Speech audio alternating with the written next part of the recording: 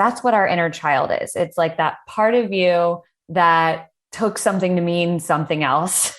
It kind of like it broke like a part of you. And that little inner child in you is like, I don't feel safe to do this, or I don't feel enough, or I don't feel loved. And so as an adult, we may end up like shrinking or hiding or procrastinating or avoiding doing these things that are actually going to move the needle in our business or that are going to help us get to the next level in our lives. Do you want to wake up feeling like you are stepping into who you are meant to be, into the best possible version of you? What if I told you that the key to your best life, health, and happiness are all around you? You just have to find what works for you. I'm Hope Pedraza, and I believe that there isn't just one way to live a healthy and meaningful life, and that all you need is a little inspiration to make changes that last from the inside out. Each week, I'll be sharing tangible tips and inspirational interviews to help you on your journey. These are the steps to take to improve your life and live with purpose. This is Hopeful and Wholesome. Hey y'all, welcome back to Hopeful and Wholesome. Today, I am so excited about this episode because I have my friend Laura Livermore coming on. Laura and I have worked together in her program, Quantum Uplevel, which I highly recommend if you are a business owner listening.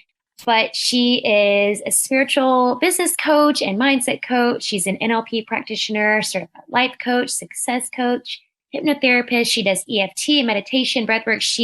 The girl can do it all. And I can literally talk to her like all day. As you'll see in this conversation, we just let it go. So I'm so excited for y'all to listen and learn from her though, because she is such a light and she has so much knowledge on all of this inner child healing and all of the trauma healing that comes from focusing on these inner child wounds. And it's just, it's really transformative. So I know you're going to love this episode, and I can almost promise you that I'll have her on at least a handful more times because again, we could talk for hours, and she's just so knowledgeable and has so much to share. So I'm excited for y'all to listen to this episode. Let's jump in.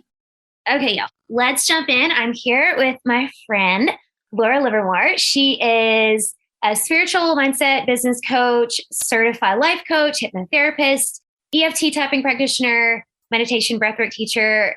You do so much. You have so many certifications. It's incredible. So thank you so much for jumping on and chatting with me today. And I'm really excited to introduce you to everybody because I just love you. Thank you so much, Hope. I'm really excited to be here and to chat with you. And yeah, thank you so much for having me on today. Of course. Okay, so we are talking all things inner child wounds, healing your inner child, and all of that. And so let's just kind of start, because for anybody who's listening, who's like, what the heck are you talking about? Can you just kind of explain to the listeners what this means when we're talking about inner child wounds?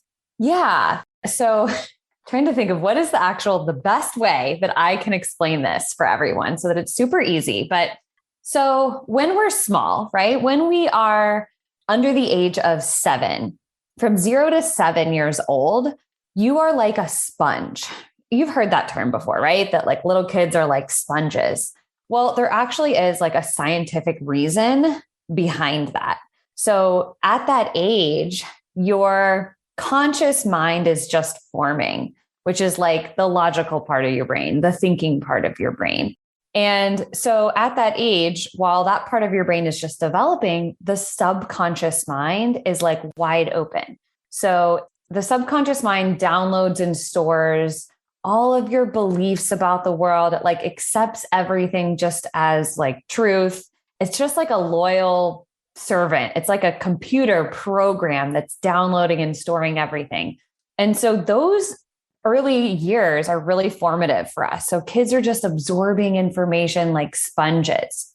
And so what happens is that sometimes we don't, at that early age, we don't really understand what's happening. We're not able to like consciously, logically make sense of things yet.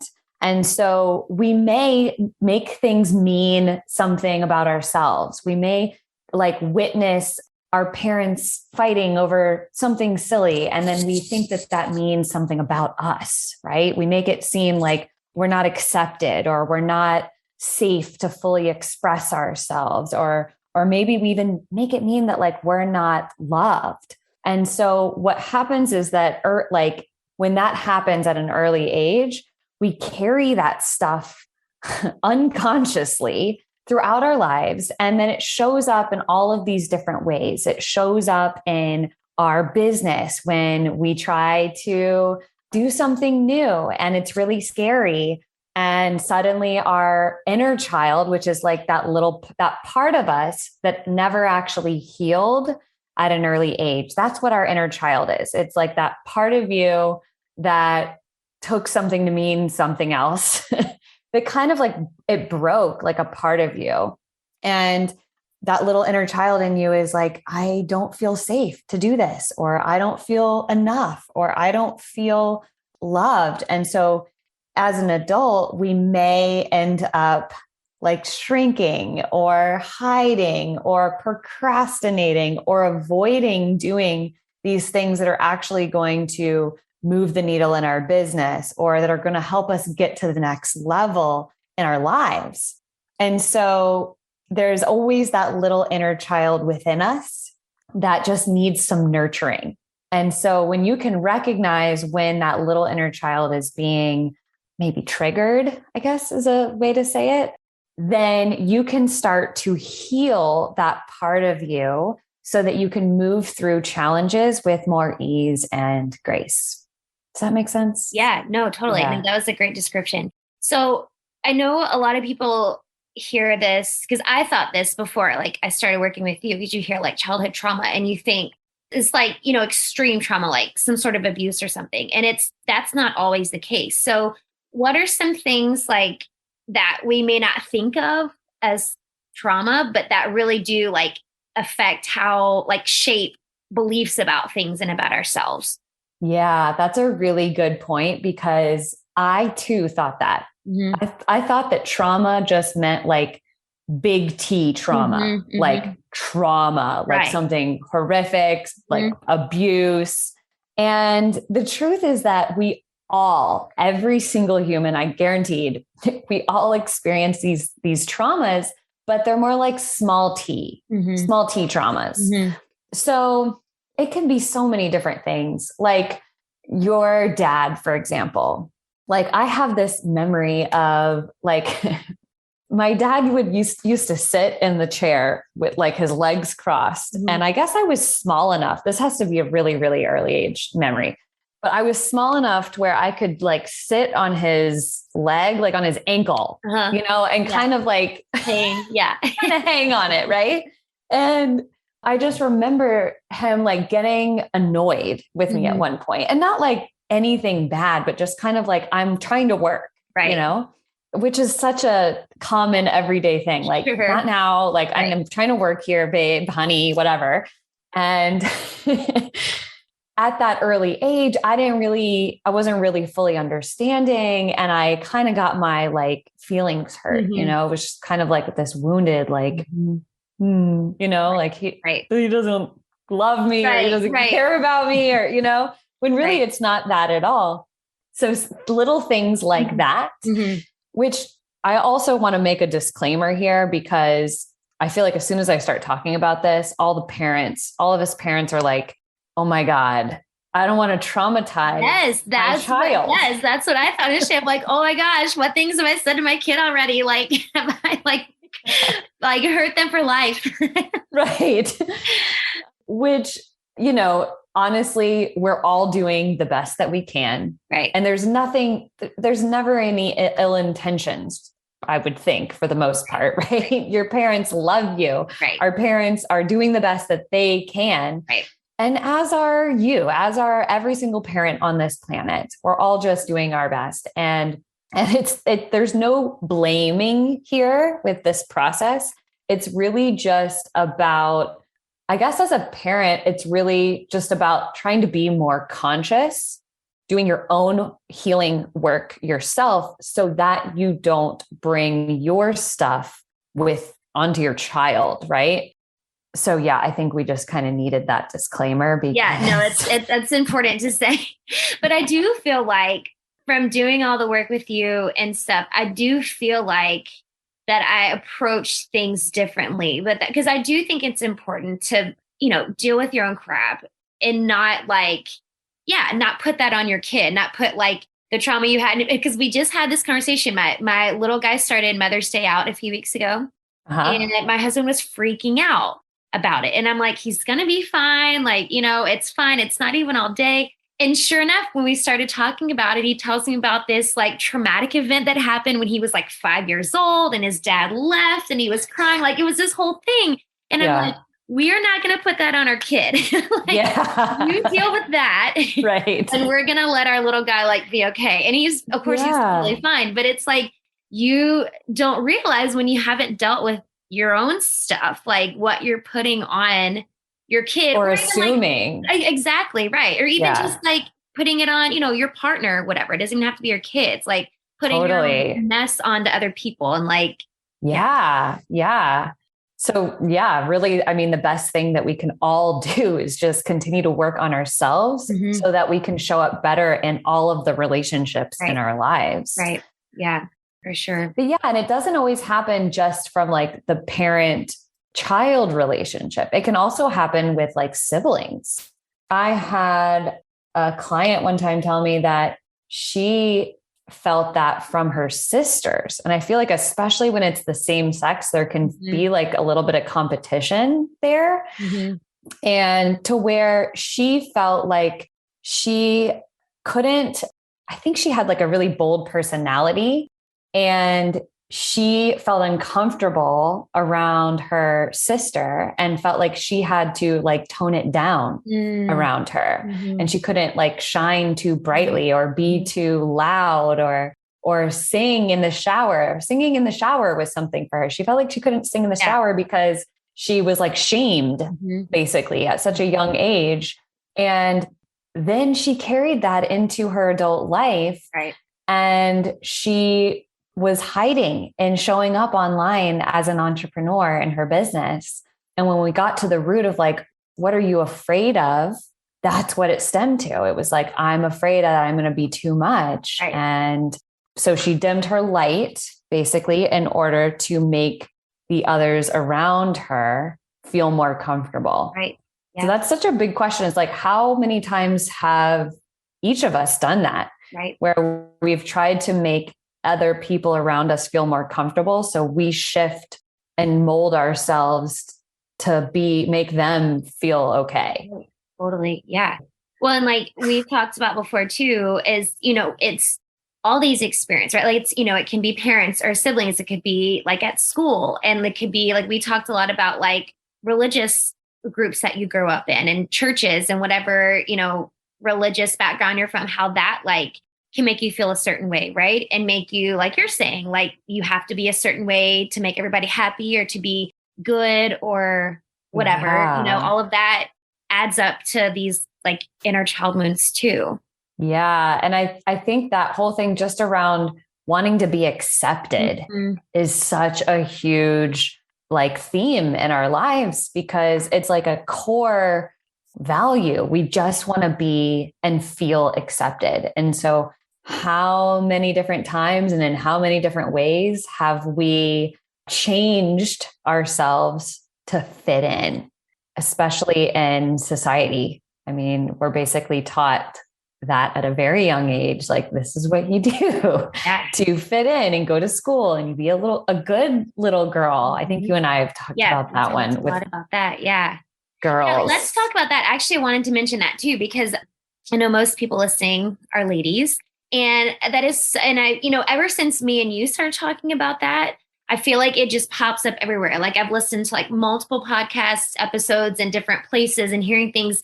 And it's not something that I ever heard about before I worked with you. And now I feel like everybody needs to know about it because it's like, it's such a common thing that women deal with and we don't know that we're dealing with it. So can you talk a little bit about the whole, like, I'm using air quotes, like good girl thing? Yeah. If you were rewarded as a child for being a good girl, right? So we have all of these like labels that are put on us and guys have a different set of ways to be that they're like indoctrinated with at such a young age to be a guy and be a man. But for women, it's all around being a good girl, right? Be a good girl, do what you're told, sit with your legs crossed. Don't be too emotional. Don't be too much. Just like do what you're told and get good grades and fit in and let the men handle the finances and so part of that, yeah, you have to like think about, okay, well, where does all of that stem from? And it's evolved over time. Obviously, things are shifting and changing in the roles between the masculine and the feminine, but it does stem back to like our parents and then their parents' generation and their parents' generation before that. And it just like gets carried a little bit through each generation, especially our grandparents' generation, right, was so different than ours. But even then, especially like women had not nearly the amount of rights that we do now. And that is what they were just told to do. It was like, no, you're a lady. Right. You're a lady. Mm-hmm. And anything outside of that is not acceptable. And so when we, as a young age, like if we were growing up and we did what we were told, right, we lose a little part of our natural wildness that comes with the natural nature. I'm not sure that's the right way to say that. I knew what you meant though. Yeah. It comes naturally from the feminine, right? The feminine energy within us all is that wildness, is that chaos, is that like creativeness. And so when we disconnect from that in order to fit in, we lose a little bit of ourselves, and then we don't feel safe. We don't trust ourselves to do something different. We don't trust our intuition to take us outside of the box of what we're supposed to do. And it shows up in like as an entrepreneur, you may not feel safe to like do something differently than what everyone else is doing. And it all stems back to that, like I received love and acceptance by fitting in, by being a good little girl. And so it doesn't feel safe for me to step outside of that box and be who I truly am. That's powerful. I think that was like, besides all the other million breakthroughs I had when I was working with you, but I feel like that one was huge for me because it wasn't something because I was always, and I told you this so many times, like I was always the goody two shoes. I was and still am a rule follower. Like, I follow the rules but you don't realize how much it does like basically stifle your creativity and your ability to like think beyond, yourself. And yeah, I mean, I think that's huge. Yeah. Yeah. And we're not taught this stuff. Right. Right. Exactly. But the second you hear it, you're like, oh yeah, I've been doing that. Mm-hmm.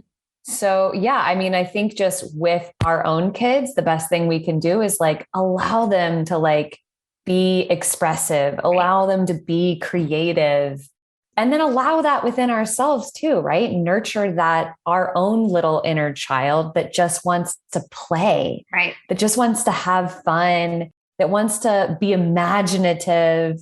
And somehow along the way into becoming an adult, we shut down that part of ourselves. Yes. And so it's like, how can I reconnect to that little inner girl within me that wants to have fun, that wants to play, that wants to be expressive, that wants to do things differently. So I like when I'm feeling like stuck in my business, I will go do something to get myself out of that. Like, okay, I'm trying to think about it in a very like linear boxed way. What can I do to get out of that? It might be like, okay, I'm going to paint. Like painting for me as a kid was just like a fun way for me to express my emotions. Or it could just be like going outside in nature. Yeah. Right? Like nature is a full expression of the divine feminine, the wild in all of us. And so just getting outside can help you to reconnect to that little inner girl. Yeah, for sure. No, and I love those tips because I was actually going to ask you that. And then you ended up listening. I was like, what can we do? And that was exactly it. I love those. I think that is true. Like at some point, and granted, I think I actually just saw somebody post this the other day, basically talking about how our educational system is just like built to stifle creativity in kids. It's like, do it this way, only do it this way, the way your teacher tells you. And, like they're talking about Yeah. math and how the math teacher, you have to do the problem this way and get this answer. And you can't do it another way and get the same answer, like it's just like structured to make them do things, just so. And yeah, and I think at some point, I think that just leads us down, into adulthood where, like you're saying, like we forget how to be creative and have fun. And yeah, we just don't remember how to do it. Yeah. Kids can teach us so much. Totally, totally. My husband and I say that all the time. Like one of my favorite things to do is just sit because he's so creative. Like he makes things with Legos and he tells me it's some random thing. Like just sit and watching him and like he talks to things and I'm like, he's like the most creative kid ever. And every parent says that, but it's like just to hear, but just to see like kids are so imaginative and creative and it's just fascinating to me. It really is. Yeah. I fully agree with you. Yeah. It's crazy. Amazing. Yeah. It is. I really believe that they are there. Like we think that we're taking care of them, which we are, of course, but like they are also teaching us so much. And I think they are some of our biggest teachers. No, it's true. I totally agree. And I've never honestly, I'm going to say this. People are going to be like, oh my gosh, you're a terrible person. I really don't like kids, but obviously I like my own kids, but I've never been one to like other people's kids. I don't know. It's weird. I've just never been like, oh, but I've never been one to really look at kids like that and be like, but having my own, it's like, they're just the most fascinating specimens. It's just crazy. Yeah. And I agree. And me and my husband always said it too. Why don't we think like that anymore? Why don't we, it's very cool. Yeah. I think we can learn a lot from them. It's true. I mean, we really can. We really can. And taking that creativity and imagination and all of that, Yeah.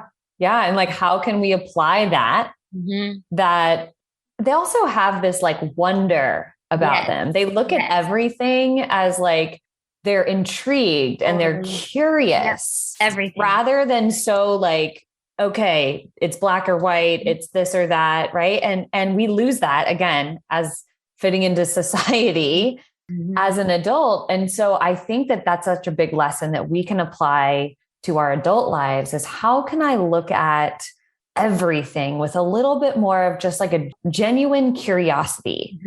Even when we're looking at our own shadow stuff, when we're looking at this stuff that makes us feel triggered, these fears and limiting beliefs and the parts of ourselves that we don't necessarily like or that we don't really want to look at, could we bring that just curiosity to it rather than being judgmental about ourselves?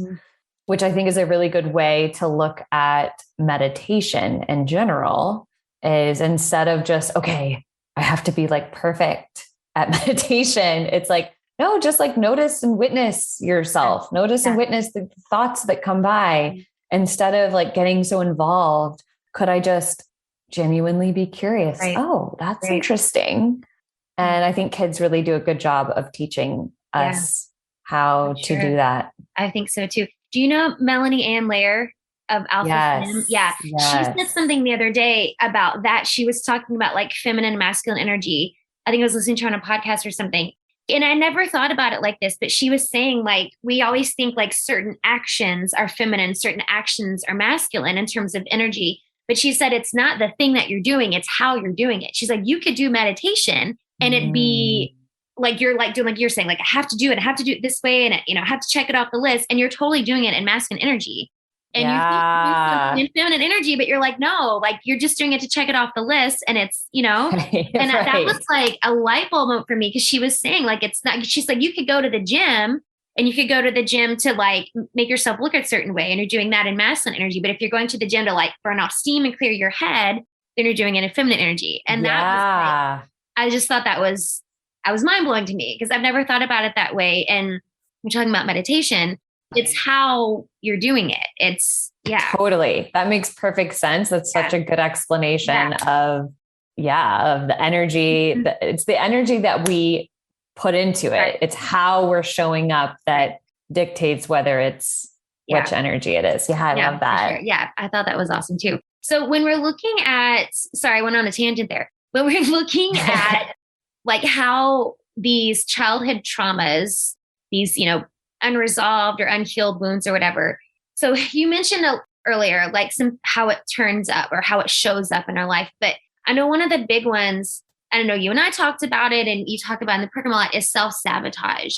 And I never thought until we started uncovering stuff, I never thought that was something like, why would I self-sabotage? Like it sounded crazy to me. So can you speak to that a little, like what that looks like in those unresolved things and how it shows up as that? Yes. Really good point.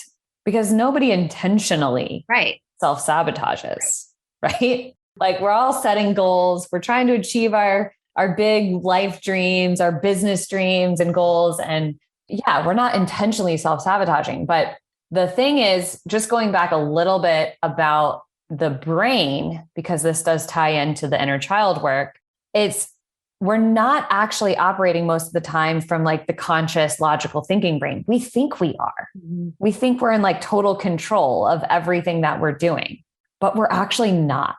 Right. We're actually operating like 95% of what we do comes from the subconscious mind. So like I said in the beginning, your subconscious mind, is like wide open when you're a kid. And so everything you've ever experienced and witnessed gets downloaded and stored into that program, into your subconscious. And that's why we do things on autopilot. So think about it. You wake up in the morning and you likely pretty much do the same thing that you did the day before. Like we just run on autopilot. We're habitual humans. So you wake up, brush your teeth, you maybe check your phone, you hopefully meditate or have some sort of morning ritual. Maybe you make breakfast, you rush out the door. I don't know, right? Like you do the same things over and over again. And that's because we're operating from the subconscious. And so your beliefs that you've picked up, even from childhood, could be running on that autopilot. So let's just say now, right? You're a female entrepreneur. You are trying to attract clients into your business and you think you're in charge here. You're doing everything that you think is correct. But then, okay, you know that it's time to start talking about your program and you know that it's time for you to go live and like you plan all these things, but suddenly you find yourself avoiding doing some of these things like, maybe I need to just like clean the room up first and then I'll get to it. Like I'll feel better once the house is clean. Mm-hmm. Or you find yourself scrolling on Instagram and you're like, oh my God, how did I waste an hour doing this? Like I had intentions to get on here to do one thing. And then I literally just wasted an hour. And so we're not doing these things intentionally to self-sabotage, right? Self-sabotage is just, you're like avoiding, you're procrastinating, you're somehow not doing what you're supposed to, but somehow not doing what's going to help you to move the needle to get you to where you need to go.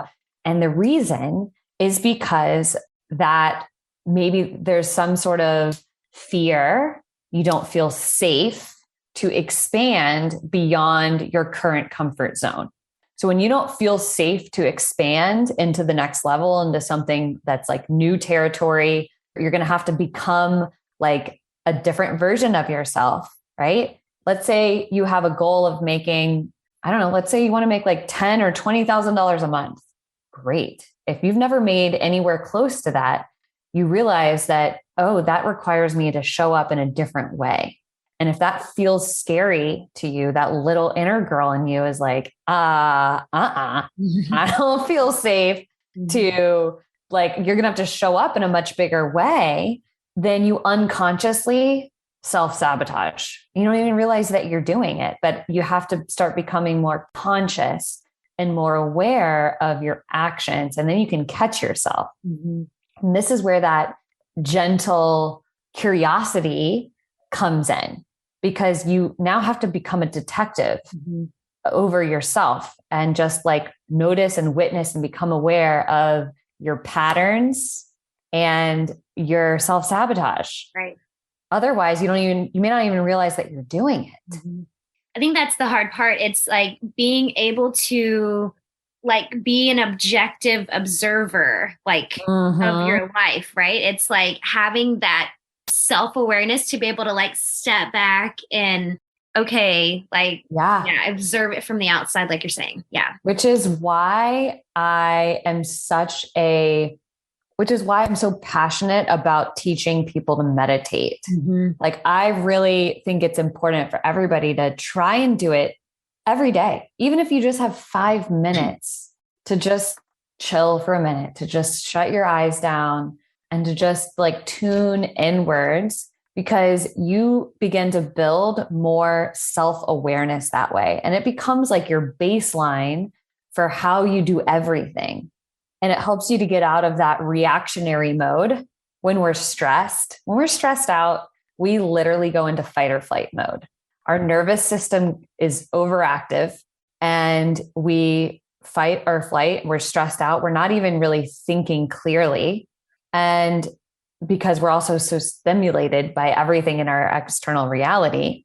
But the second that we spend more time tuning inwards, breathing deeper, connecting back to just being here in this present moment, we learn how to become more aware, that gentle observer of our thoughts, of how we're being. And then we can apply that in every area of our life.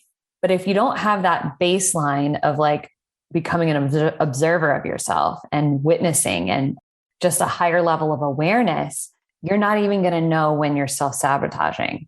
Right. Exactly. So yeah, it all fits together. And then it's when you are noticing that, oh my God, I have realized that I've been playing out this pattern about like not speaking up, about anything, whatever it is specifically, but maybe you have this pattern about like not feeling safe to speak up or not feeling safe to be fully seen or heard because you're afraid you'll be judged. Or maybe one time when you were small, you were shamed for like speaking up or saying something. And so it created this little trauma within you as a little girl that you've carried throughout life. And now you don't feel safe. And so we have to bring that awareness there when we are triggered so that we can heal it and move through it with more kindness and compassion to ourselves, again, rather than judging ourselves when we are triggered. Right. That leads me to my next question. I like to offer, which you've already given a lot, but if we want to kind of narrow it down, offer like some tangible things that people can take with them. So if we're talking about taking steps to heal inner child wounds, what are a few things, maybe like 3, if you have more, that's fine, but maybe like 3 things that people can start doing now, assuming meditation is going to be one, because you're just talking about it. What are some things people, like actions they can take to start uncovering those and like dealing with those? Yeah, good question. Yeah, definitely meditation, so powerful. Just even if you're listening to a guided one to start, just spend a few minutes with yourself. Also, I think journaling is really cathartic and can help bring up so much. So even just asking yourself in the moment, if something comes up, like, when else have I felt this way? And then just getting inquisitive, like, when else have I felt this way? When else did I not feel safe? When else did I not feel worthy? When else did I not feel loved? And then just journal and allow it to come up. And you can even write a forgiveness letter to yourself, to your little inner girl, your inner child, and just let her know that you love her, that you're there for her, that sometimes that little inner girl just wants to feel like seen, that like, hey, you're going to bring her along with you in all of these decisions. So I think yeah, something like that can be really helpful. What else? Yeah, those are great. No, those are great. I think those are all good. I think that gets people started. Meditation, journaling, the forgiveness letter. I think those are huge. Yeah. Yeah. So I do want to share with everybody, just shifting gears a little bit, but can you tell us kind of how you got in? I mean, you have like a million certifications and all of that, and how you help all of your clients and stuff. So how did you get into this realm? Yeah. I'll try to not take you down the long story route. But yeah, I wasn't always a coach. I actually started in the corporate world. I definitely was that person that like shut down my creativity at an early age. To an extent, I was always super creative, but I like shut it down. That whole like starving artist Sure. mentality was definitely planted into my mind, and never thought that I would be my own business owner.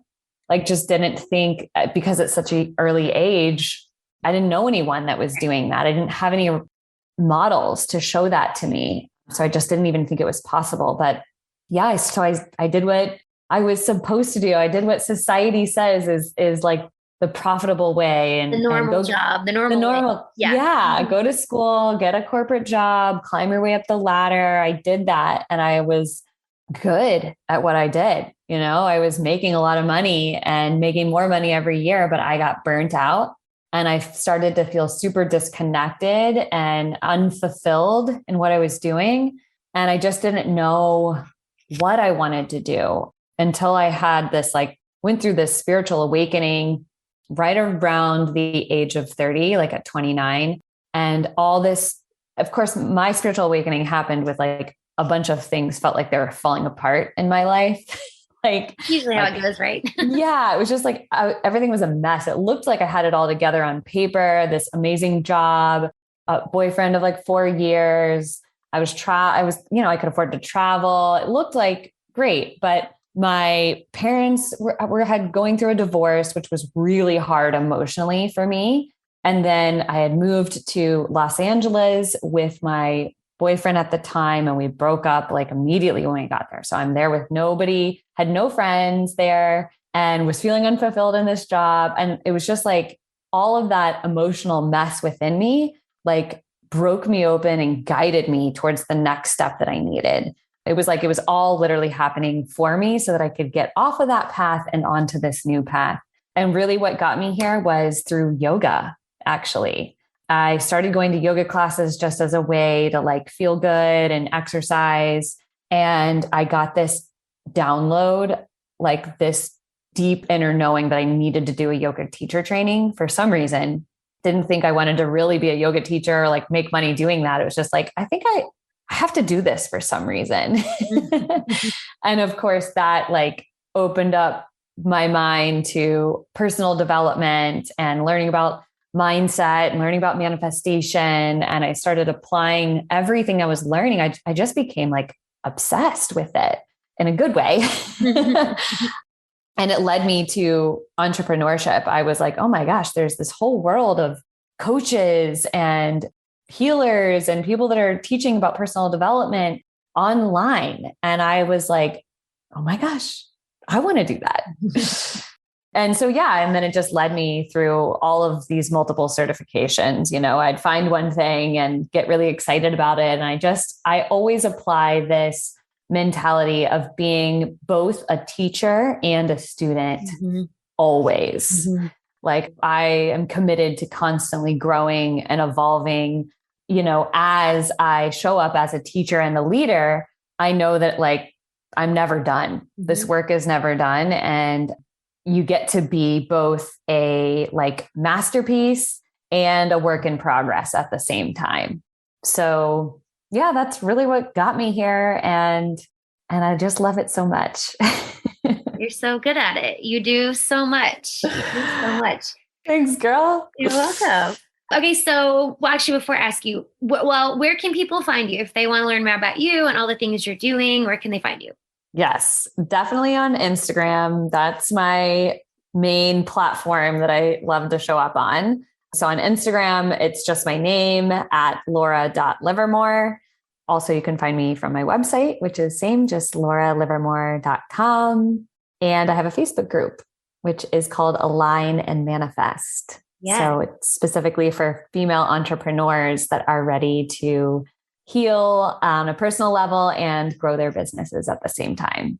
I'll put links to all of that and y'all should all join the group. And she also has a really cool retreat coming up. And I know this is going to go out well before that. So I'm going to say it. Y'all go look at her retreat in Sedona.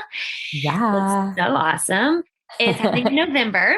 And yeah, I'll put a link to that too. Why not? Yes. Yeah. The retreat's going to be amazing. It's 3 nights, 4 days in Sedona, which just is such a healing place. They have these energetic vortexes there in the ground. And so you can just feel the energy shifts when you're there. And it's going to be all about aligning your mind, your body, your soul, and just resetting. So yeah, the retreat's the 18th of November through the 21st. And I would love the ladies in your audience to come because it's going to be transformational. Yeah, for sure. Awesome.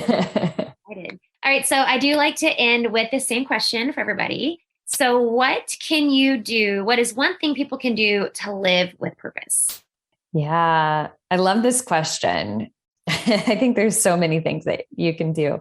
But what really is coming to mind for me is to follow your heart and trust your intuition always. And if you can do that, if you can trust yourself, follow your heart to lead you, it will never lead you astray. You will always live in alignment with your soul, your purpose, and it will probably take you so much further than you could have ever imagined.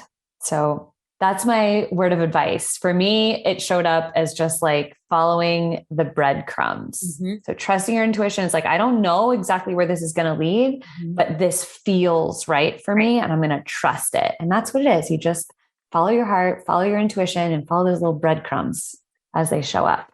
Yeah, that's perfect. It's great. That's great advice. Good. Thank you so much, Laura. This was so good. Yeah, thank you. This was so fun, Hope. I love doing this. I love chatting with you. I could chat with you all day. Thanks for listening to Hopeful and Wholesome, y'all.